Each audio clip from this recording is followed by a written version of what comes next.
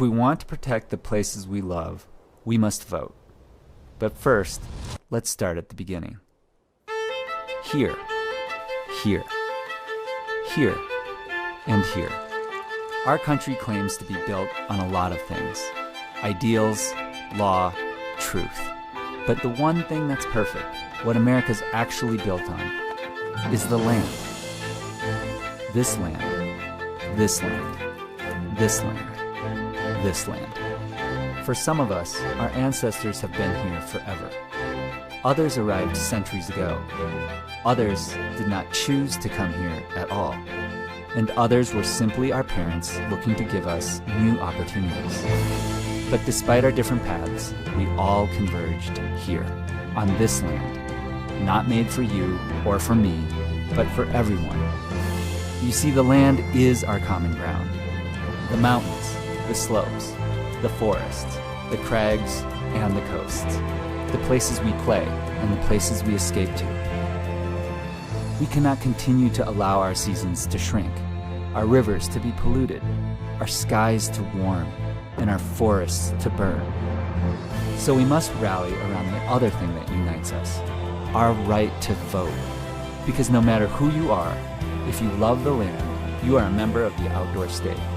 50 million people strong, not defined by borders or party lines, but by passion for places we love. Bigger than any other state and more powerful too, but only if we vote.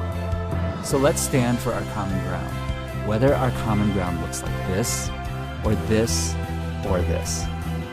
If you love the land, it's time to make a plan to vote. Make your plan to vote at makeadamnplan.org.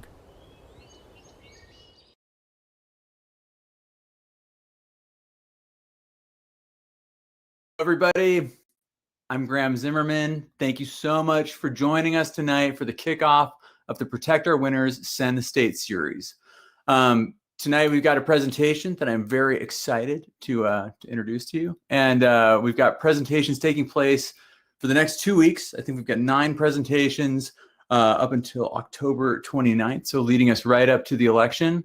And this presentation series, the Send the State series, is run by Protect Our Winners and is supported by the fine folks at Rock and Ice and Gym Climber, who are actually doing a subscription giveaway tonight. And just by being here, you are entered, which is pretty sweet.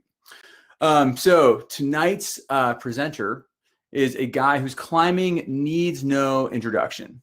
You know Tommy Caldwell, you know his climbing, you know what he's done in El Cap and all over the world, but you may not know, well, actually you probably do, but you should know that he has taken on a role as a very powerful advocate protecting our climate and our wild spaces.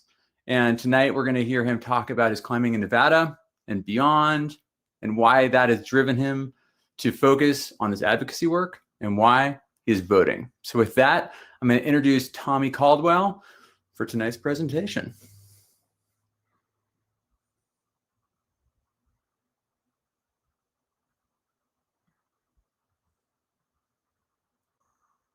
Graham, thank you so much. What a pleasure to be here tonight. Shout out to Nevada. Yes. Right on. And to POW, you guys are doing so much incredible work these days. I'm very, very impressed. Yeah, so even though Graham said I need no introduction, I figured there might be a few stragglers on here who might not know a whole lot about me. So yeah, I'll just do a brief introduction into my past and why I'm here and why I do what I do. Let's see here. So yes, Tommy Caldwell. This is actually taken in Nevada.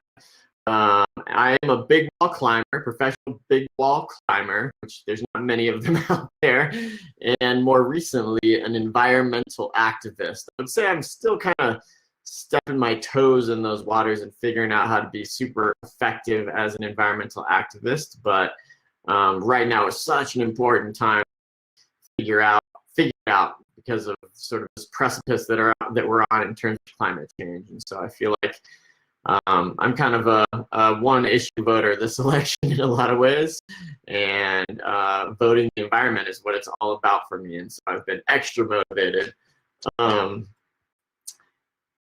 Yeah, a little bit about what I've done in the past. I kind of like traveled around the world before COVID at least, and looked for the biggest, coolest rock walls in the world and try and free climb them.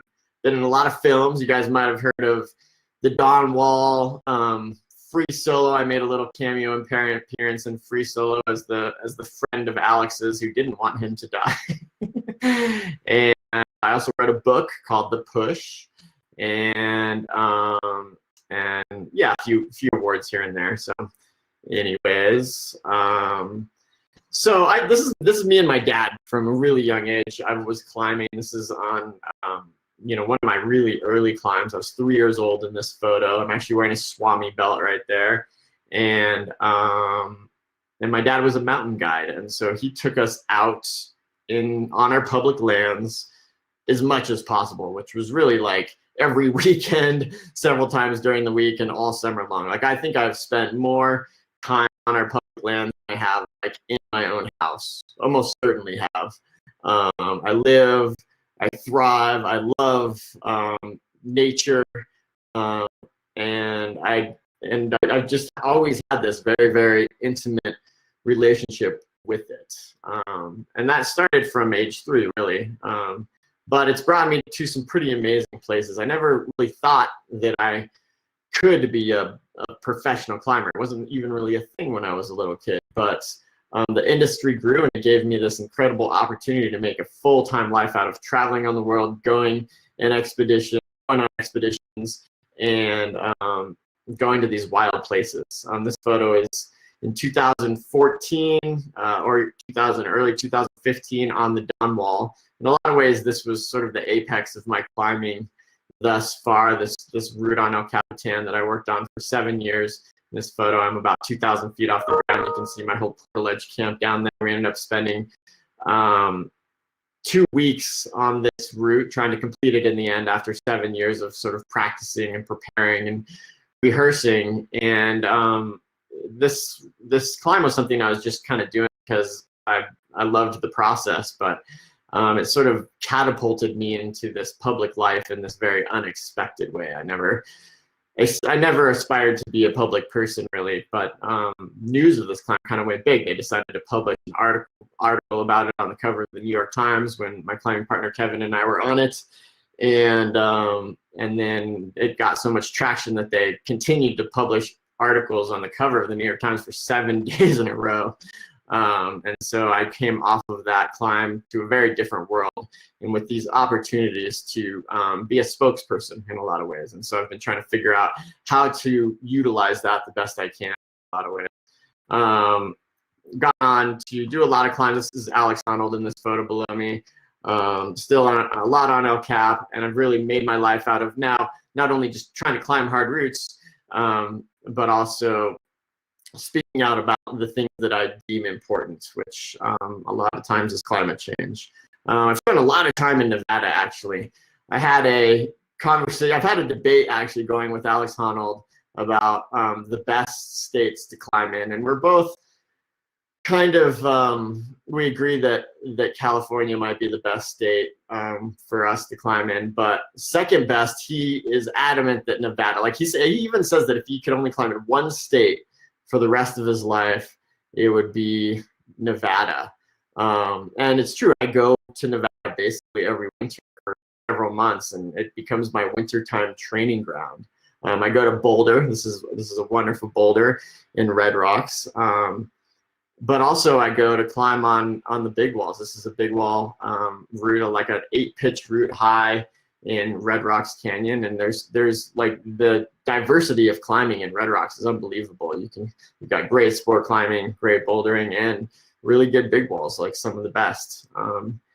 And then you have all the limestone. I've spent, I don't know, years of my life traveling around to all the little limestone crags around the state of Nevada. Nevada is, I think, technically the most mountainous state in all of the United States. Alex Honnold thinks it's the best state to climb in. You guys have some gold there, and so that's pretty incredible. I was really honored when I learned that I was going to get the chance to speak to a bunch of Nevada residents tonight. So through my climbing, I have like I said, become very intimate with these places. I return to the same climbing areas year after year. I think I'm going on almost 25 years of going to Yosemite every year. And one thing that does is it gives you this incredible perspective of how those places change over time. Like I literally go to the same forests, I walk on the same trails, and I see the exact same things year after year after year. So now I have 25 years of experience to see how things are changing. And I think Yosemite specifically is the place that has got me a little freaked out and therefore very activated. I put this photo in here because this forest behind me in this photo is actually gone now. Beetle kill came through, killed all the trees because they were already weakened because of the droughts, and the trees all had to be removed. And other places in Yosemite National Park look like this. Actually, I built a house in Yosemite in a little community called Yosemite West about 10 years ago. And 2 years ago, a forest fire burned all the way around Yosemite West, burned 90,000 acres, I think. And just the only reason that these 200 homes survived was because the firefighters fought a heroic, absolutely heroic fight and actually saved the community. And then the next year, another fire burned, and the thing, started a little bit farther to the west. And the only thing that stopped this fire was that it burned right up to the line of the fire the year before. And so you really see this pretty intense desertification of California, of kind of central and southern California, and that's happening very viscerally right in front of our eyes. And it's really starting to affect the climbing experience. I mean, it's affecting the air quality, but it's also affecting the climbing experience, like in a very real way. For instance, in the past 5 years, I've had to greatly alter the time that I go climbing in Yosemite because of the smoke. They actually closed down the park, or the air quality is just too bad. I actually went there a few days about a month ago, and I drove into Tuolumne Meadows. I went climbing, and it seemed pretty clear. Then the wind shifted, and this apocalyptic wall of smoke came in. The air quality dropped to 400 parts per million, which is extremely unhealthy. And suddenly there was ash covering everything. These massive, massive fires that are changing the landscape incredibly quickly. And it's obvious. If you talk to Californians these days, there's pretty much nobody or very few people that are denying climate change in a place like that. And Nevada, as you know, is just right there. It's right on the edge. This has been going on for a while around the world. Probably the first real striking, obvious to me example of climate change that I saw was this place in Chamonix. This is a glacier called the Mer de Glace. I'm not sure when this photo was taken, but obviously it's a pretty old-fashioned photo. This is what it looks like now. Glaciers are receding. The mountains are starting to fall apart. This is a place that I love going to, Patagonia, and I've been going here on and off for probably the last 15 years. And historically, the weather here is terrible, is absolutely terrible, and therefore the mountains are kind of frozen together. But in the last handful of years, these big, really warm weather windows come in, which in one way is really good for climbing, because you have 2-week windows of good weather, whereas you used to only have a few days. And that means everybody goes into the mountains and they start climbing. But the problem is these mountains are thawing out to a point that they haven't in probably human history since we can remember. It's definitely climbing history. And when these mountains that have been frozen together for so long start thawing out, there becomes terrible rockfall. And so I'm basically certain that in the past 3 years, every time one of these big weather windows rolled in, somebody has died in the mountains due to rockfall. And so as a father, these days I look at this and I'm like, okay, this is a place that I love, maybe even more than Yosemite. Like, the climbing experience here is so shocking, but going here and climbing has really become a roll of the dice because of climate change.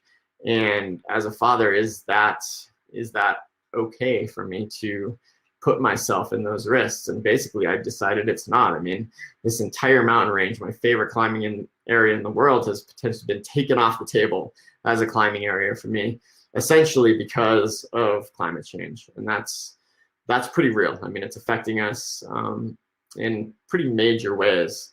Yeah, when people deny that it's changing, it's hard for me to really understand that.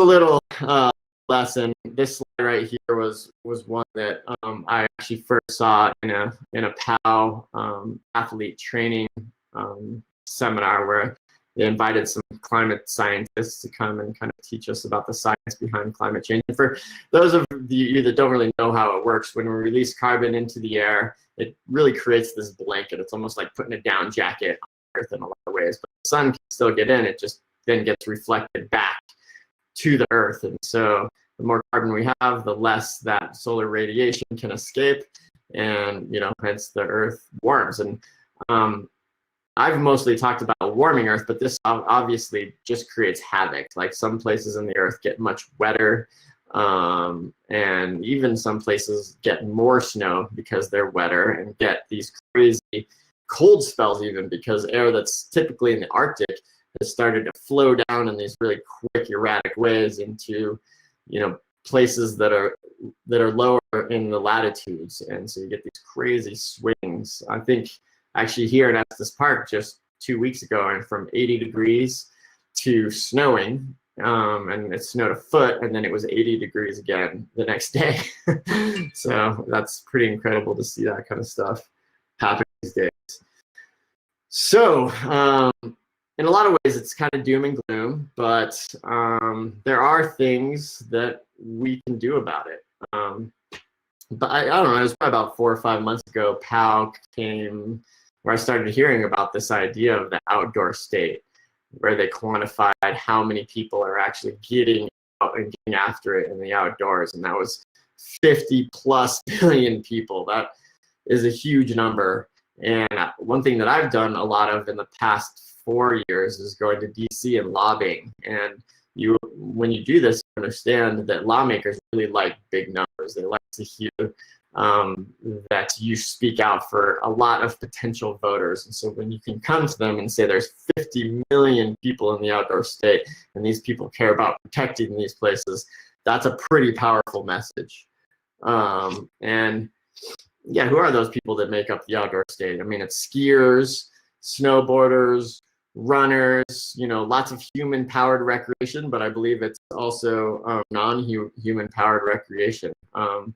The $886 billion that the outdoor, I think that's the number that the outdoor industry encompasses, is like bigger than pharmaceuticals. It's bigger than healthcare. It's like one of the biggest economic drivers in the country. So, and it depends on our public lands, on our climate being stable.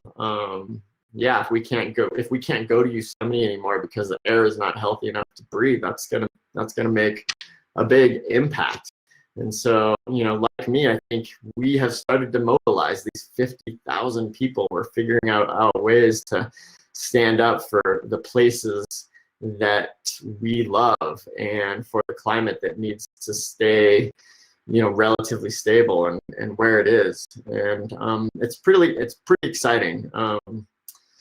Yeah, and there's a lot of ways you can do it. The organizations like Power really sort of the information hubs and the community hubs for figuring out how to make a difference in your own way, and they're doing such great work. Let's see here. And everybody can be a climate advocate. I mean, you can do so many things, from writing letters to your politicians, signing petitions. You can get involved in your local nonprofits. That's one of my favorite ways to get involved, because what that does is surround you with a community of like-minded people who care about this stuff. And once you're in that community, that's kind of like the most motivating source of information I've found.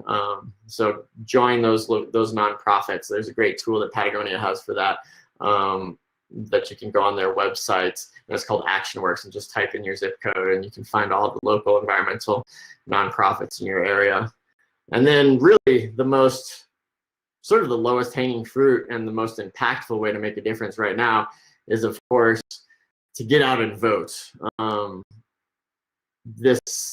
been doing tons of campaigning for getting out the vote these days, and there's potential obstacles, but we as outdoor enthusiasts know all about obstacles.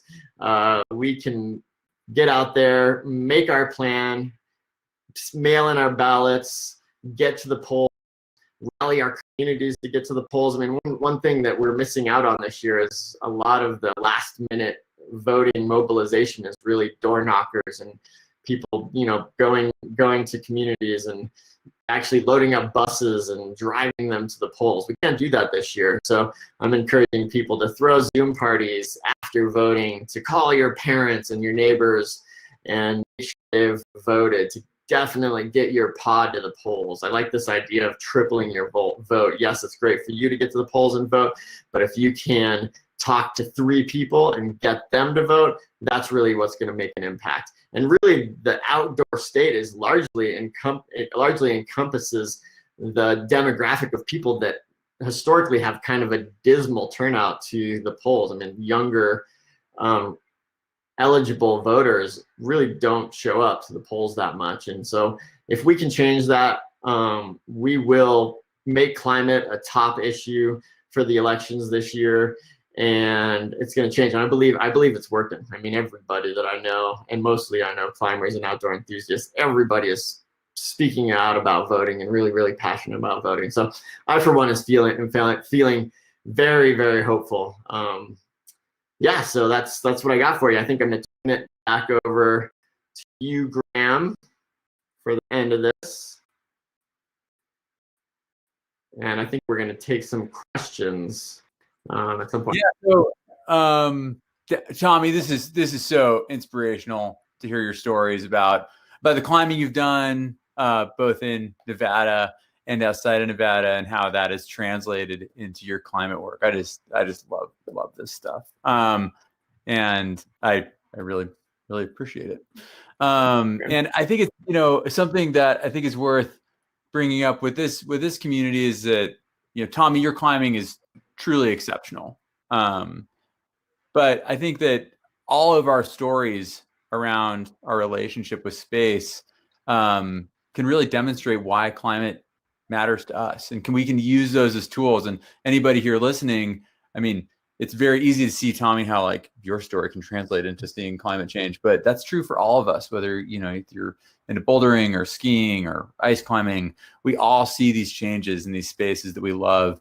And I think that's kind of one of the hallmarks of the outdoor state is allowing for our stories to drive us to work together to craft this change. And Tommy, thanks for being a leader in that. It's badass. Yeah, thank you. I mean, I think that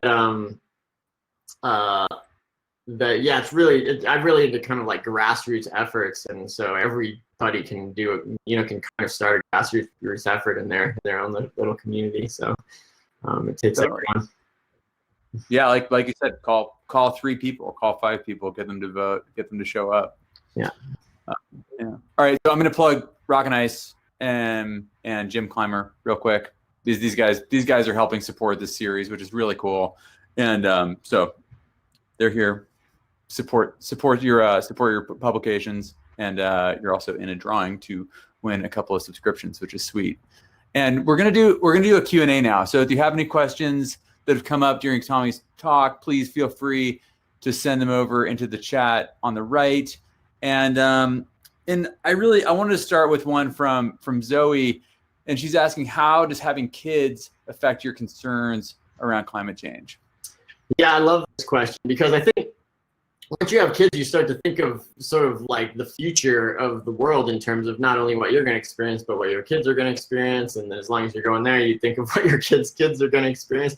And I really believe that we are at a place where, I lived my childhood so optimistic. I was like, technology is kind of like solving everything. And I was, I thought that life was just getting better and better. And probably for the first time in my life, when I started researching climate change, I was like, oh my God, there's a chance that my kids could have a much harder path in life than I do. But I still believe that technology can fix that. We know how to fix that, actually. We have the money to fix that. Renewable energy is already winning the race. It's already cheaper to produce renewable energy than it is most fossil fuels. And the only thing holding up the fossil fuel industry is like government incentives. So all we need to do is just incentivize renewables in the same way, and all this stuff is going to go away. It's all going to fix itself. And then life will be good for my kid. Life will be, I think my kid, I'm trying to build resilient kids no matter what. But I think, I want to create a path, do what I can to create a path that is going to be, good for humanity and good for their lives.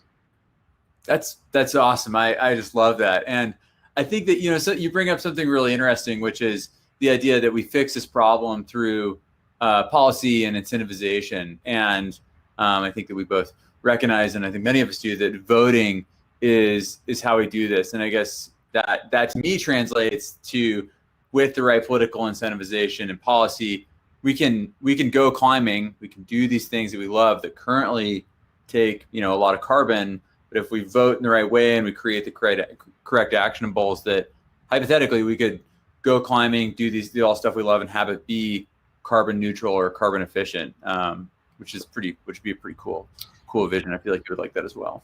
Yeah, absolutely. I mean, the technology is there to fix our problems, and that's very, very exciting. If we could just put our efforts into those, it's going to all work out. So I think that so something I wanted to ask, which whenever I hear that the Dawn Wall was a seven-year project for you, that always kind of blows my mind, and that requires immense grit and determination. And I think a lot of that is pretty similar to what we need in order to drive the political and systemic change that we need to solve the climate crisis. And can you just tell me a little bit about what it took to go spend 7 years on a project like that, and how that might kind of translate to climate? Yeah, nice. Yeah, people hear that number, 7 years, and they're like, how did you have the tenacity and sort of the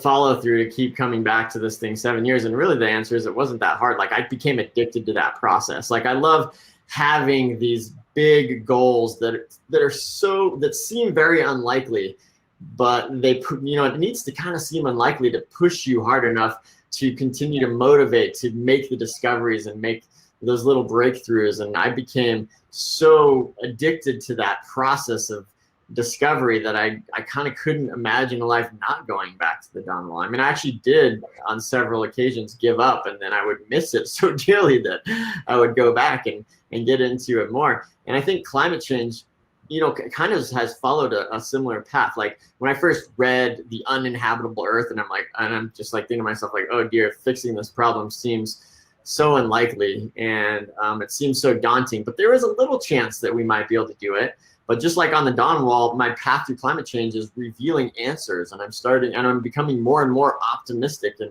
and finding more belief that we will figure out ways to fix this problem. And as you make these breakthroughs, you just, like, the fire inside you builds more and more as you kind of get closer, or you understand more about what it takes to solve that problem.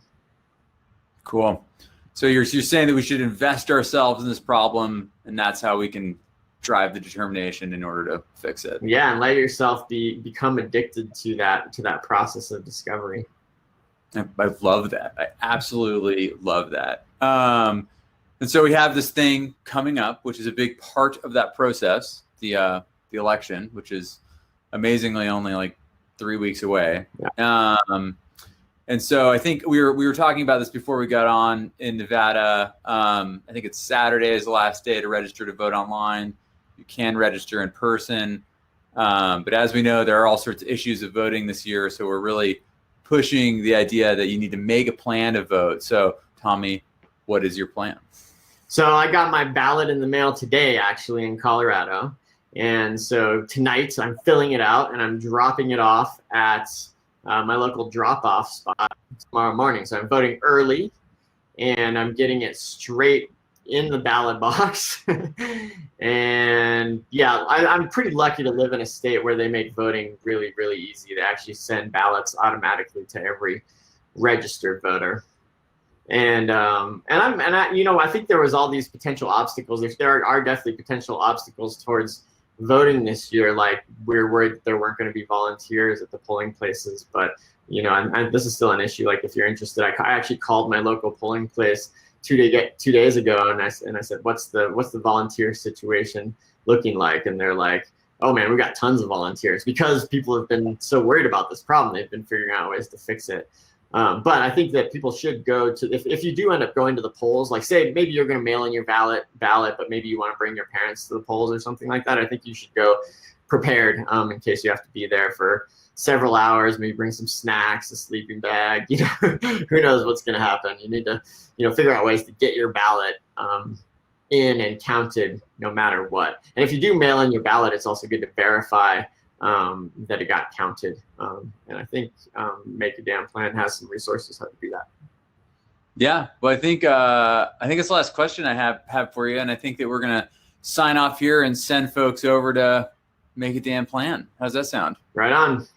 All right, so I'm gonna count down from 3, and we're gonna turn our videos off. And friends, thank you for joining us this evening. The next show is on Thursday with our buddies Conrad Anker and Phil Henderson talking about Michigan. And thank you for coming tonight. Thank you. Thank you, everybody, for getting your vote in. Yes. All right, here we go. 3, 2, 1.